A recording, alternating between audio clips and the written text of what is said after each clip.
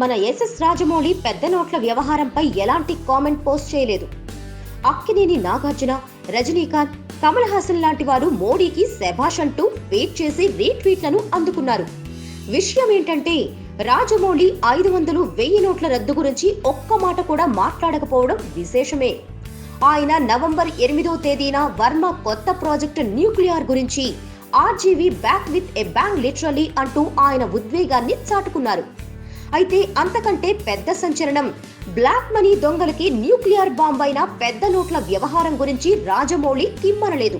బహుశా Baahubali second part కు పెద్ద నోట్ల వ్యవహారం ఇబ్బంది తేవడం వల్లే ఆయన దాని గురించి స్పందించలేదేమో అని జనాలు గుసగుసలాడుకుంటున్నారు. వాస్తవానికి జక్కన్న 3 ఏళ్ల క్రితం డిసెంబర్ 31 అర్ధరాత్రి ట్రాఫిక్ కానిస్టేబుల్ అవతారమెత్తారు. చిన్న సినిమాలకు తమ కామెంట్స్ తో ఊపిరి పోస్తారు. సంపూ లాంటి కామెడీ ఖనిజం ఆయన ట్వీట్ వల్లే మనకు తెలిసింది. ముఖ్యంగా ఎస్ఎస్ రాజమౌళికి సామాజిక విషయాలపై స్పందించే మంచి మనసుంది.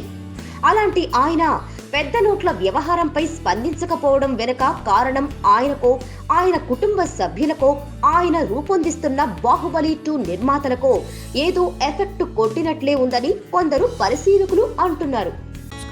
Please subscribe. Hi, it's me Purna. Please subscribe.